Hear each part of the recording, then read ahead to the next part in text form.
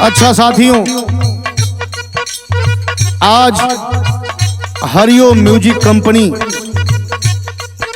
आजमगढ़ में जो रिकॉर्डिंग चल रहा बा, गीत गाने का अवसर मिला। बिरहा के बड़े ही सुंदर कलाकार हमारे छोटे भाई अर्पित सिंह, अर्पित वर्ल्ड म्यूजिक चैनल पर यह मेरी गीत जाएगी। हमारे गीत का शीर्षक बा मेहरारू और मतारी में का अंतर होला। अर्धांगिनी अपन बा, आधे अंक मालिक बा। माई जौन बा 9 महीना अपने कोख में ढो के बेटा के पाल पोस के सयान करेले सपना संजो के। यह गीत की रचना हमारे कवि जी श्रीमान पंडित सुरेंद्र प्रताप यादव जो बंबई में रहते हैं, गीत को बहुत दिन से दिए हैं, लेकिन मेरा मन कह दिया कि आज इसको रिकॉर्डिंग करवा दूं। बड़ी शिक्षा प्रतिभा, एक विधवा मतारी है, एक ही लड़का पैदा हुआ, पति स्वर्ग चले गए। माई अपने एक ही बेटा के लेके विधवा हो गई और पालन पोषण करत बा।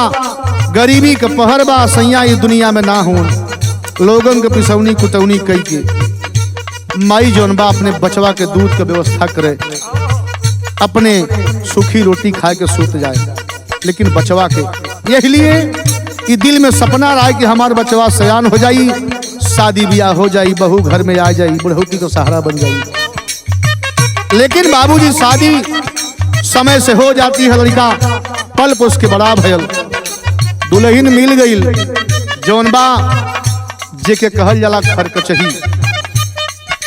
आए दिन बुढ़िया मतारी से झगड़ा करे और एक दिन उसका पति आया तो कही कि जौन तोहार मतारी बुढ़िया बाई जियल दुसुआर कर दिले बा, बनल खाना ना खाए दे, रोज झगड़ा करे ले। माई से झगड़ा कैले हो, माई खाना ना खैले हो, बेटा से कह भी ना सकत हो। रात के समय बा, सूतल माई नींद ना लगत हो।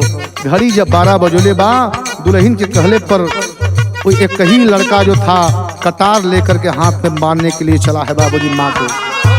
तो मतारी जागत हो, लड़का जब कटारी लेके मारे बदे चलल हो, माई का आँख खुलल बा, देखलस कि माई जागत बा। उस समय कटरिया जौन बा देखलस ले ले माई तो अपने बेटा से कहते, ए लाल अगर हमके मार देबा तो तू माई के कहबा। रो करके माँ अपने बेटे से कह रही है, क्या कर रही है?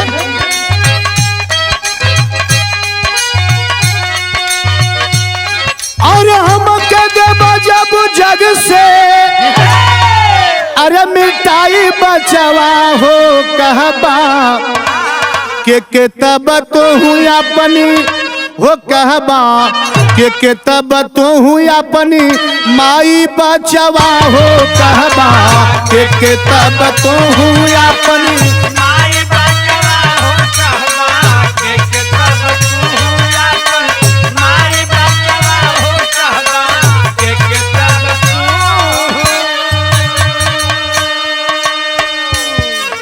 रोवत माई कहत हो, अखिया में आंसू लेके बोली है मतारिया हो, अखिया में आंसू लेके बोली है मतारिया हो, अखिया में आंसू लेके बोली है मतारिया।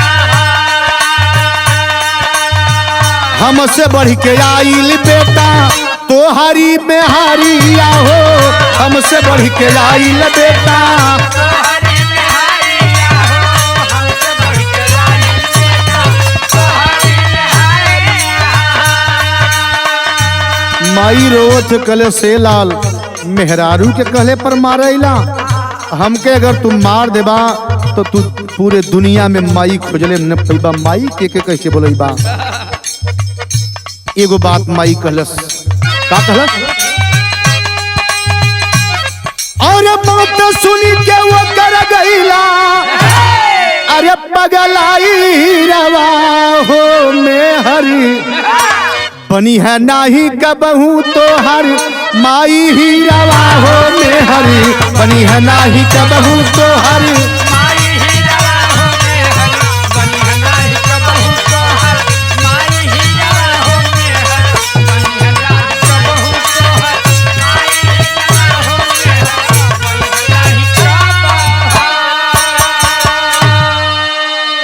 माई रोवत हो बेटा से कहत है बेटा मार देबा तक के माई कह के बोलई बा। हाथ में कटारी लिया है, लड़का कांपत बा कि माई जागत बा। माई तनी सा क्रोध में भइल त कले से लाल अगर जनले होई जनले ज होइत करबा ऐसन घाटी हारिया हो। जनले ज होइत करबा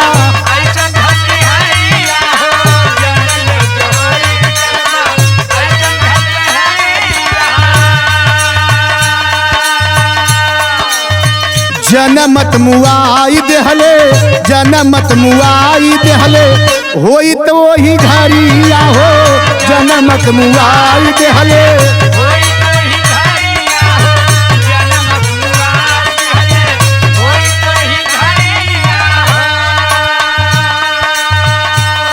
माई कल से बेटा अगर जनले होई कि पति ये दुनिया के छोड़ के चल गिलन तो के एक सपना सजाए कि हम छोट से बड़ा करी लोगन के पिसौनी कुटौनी करी। ए बेटा तो के दूध के व्यवस्था करताली का है दिन देखे बदे तो के जाट ठंडी के महीना में हम सूखे सुतावत अली पेशाब करत रहला, हम गीले रात भर ठंडी में सुतत अली का है दिन देखे बदे। एगो और बात कलेस का और नहीं रहता नयउता अरे बन कसाई रवा हो जानित। माई के दिल धड़कत हो, आंसू भी गिरत बा, सोचत बा अरे नहीं रहता नयउता अरे बन कसाई बचवा हो जानित गैल दीपकुला का बुझाई बचवा हो जानित गैल दीपकुला का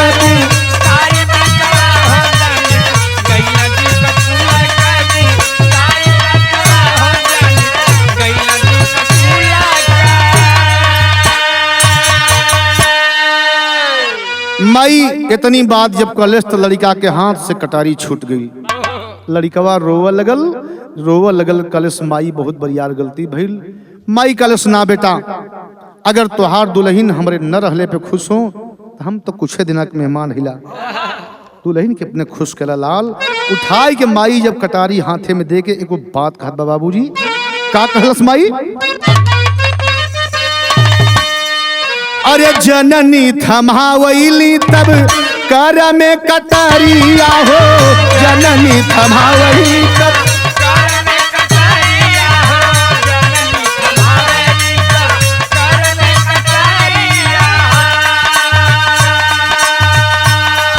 माई कल से बेटा उठ के बैठ गई, कटार हाथ में थमौलस कल से लाल। जननी थमावैली तब अरे कर में कटरिया अब पूरा या रमान कैला काटी दा मऊरिया हो।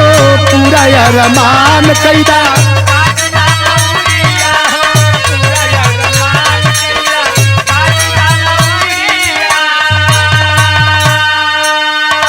ए बेटा ला अपन अरमान पूरा कैला, दुल्हन के मांग पूरा कैदा, हमार मूड़ी काटला लेकिन एगो हमार करजोरी बा बिनती बानी हो रहा तो से एगो हमार काम कह दिया। माई का कलश और दिया दुई गजी का फनावा अरे वड़ाई बचवा हो राख। माई कलश से लाल मार दा अरमान पूरा कैला तो हर दुल्हन खुश रहे लेकिन एगो काम कह दिया अगर माई के दूधे का कर्ज अगर कुछ चुकावे के होया तो मुड़िया काट के लसिया जला के रखिया गंगा जी में परवरित कर दिया बहा दिया। वह कलश का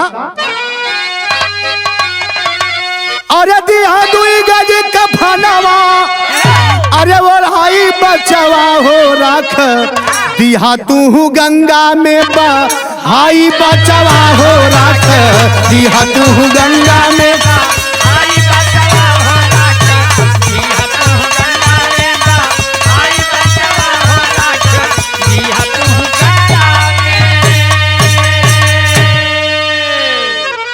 बाबू इतनी बात सुनते सुनते वह बेटा हिल गया, एकदम कांपने लगा, माँ के चरणों में गिर करके एक विनती किया, अय माँ मुझसे बहुत बरियार पाप भैल बा, जवन की मेहरारू के कहले पर तो के मारेली, तू इतना कष्ट सहलू। कहलस लड़िकवा,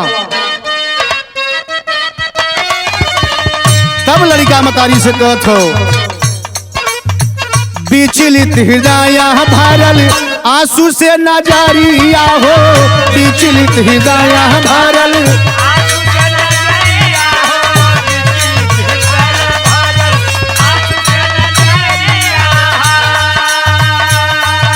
हाथ जोड़ले बा माई से, कलश है माई आंख से आंसू तरतर तरतर गिरत बा, हे माई एगो हमने उपाय बता दा।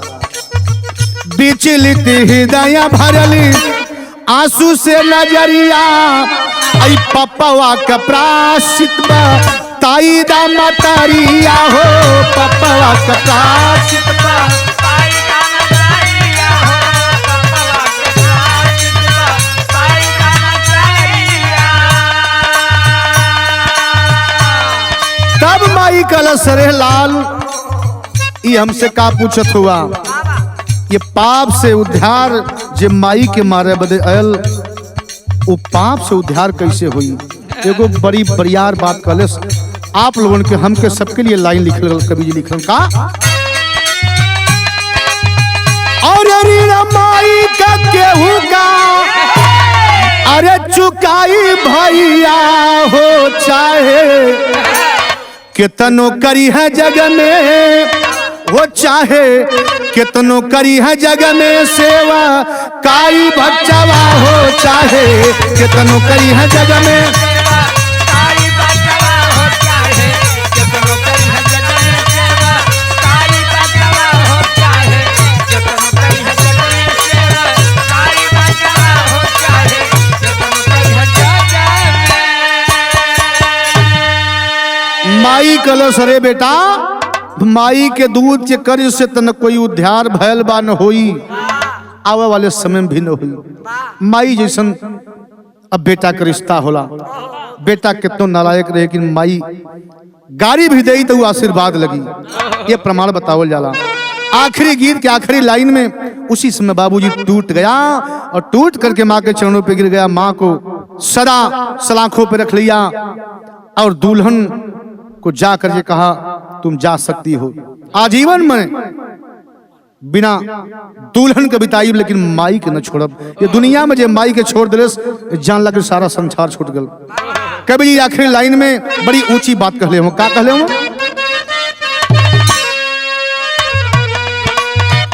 माई का दर्जा ऊंचा माने गुण करिया हो, माई का दर्जा ऊंचा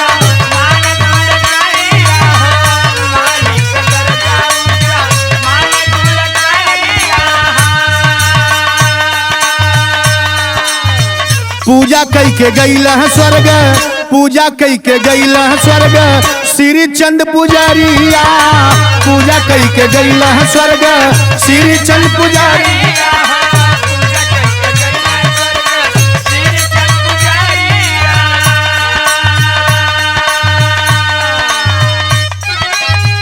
और कविता गहला सुरेंदरी, अरे सजाई भैया हो विजयी, हो विजयी देहल अब गाई के, अरे सुनाई भैया हो विजयी देहल